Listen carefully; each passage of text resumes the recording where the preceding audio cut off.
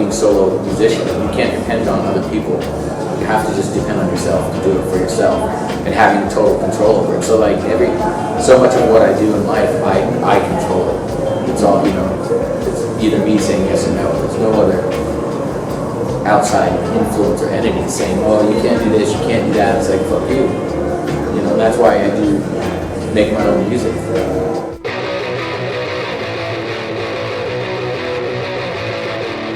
Instead of skateboarding, and when punk rock came to the West Coast, it's the same as skateboarding, like the mentality, like fuck everything, just do it yourself.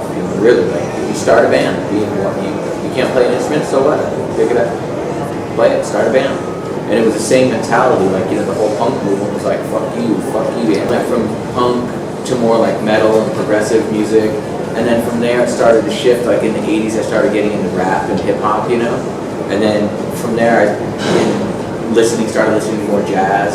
And then in the very early 90s, around 90, 91, I got a sampler and a sequencer and started sampling beats and sampling myself playing and making these songs. And I had a few friends who were rappers and they would rap on some of the tracks, but nothing ever happened with those songs.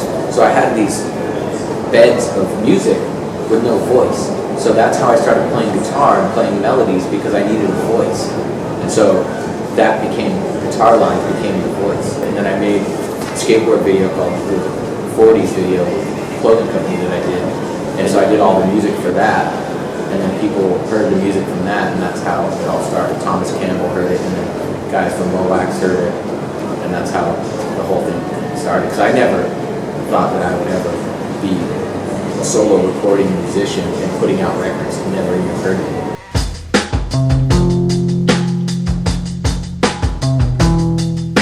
But it's like groove, because it's groove, and it's all about the groove to me. The groove has got to be solid, and it's got to have a solid groove foundation, I just think that's like groove music.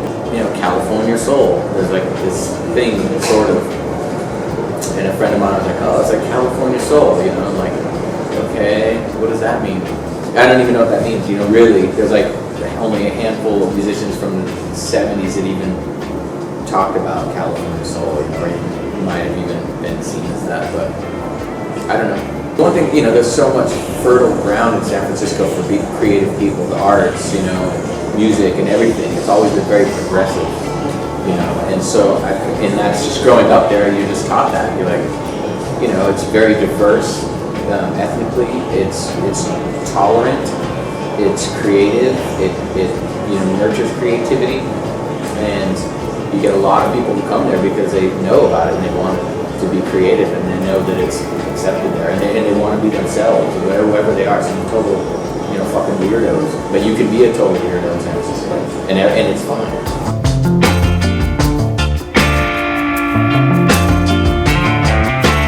Couple years I've made money off of music because I own my own publishing. So anytime it's played on the radio, television, music gets licensed for television shows or movies or whatever, little bits, and it adds up. So I think if I was to be a musician full time, I would be able to make a lot more music. But whether or not you make money from it, you never know. Sometimes people come and they license music, all the time for little projects, and then sometimes nothing. So you can't depend on it, so that's difficult, and that's what's hard for musicians. But also for myself, I don't tour because I don't have a band, because I have to hire a band to come and play. So it's really hard. It would take a lot of money out of my pocket to go on tour. I don't have a label that gives me tour support. So it's all, once again, all.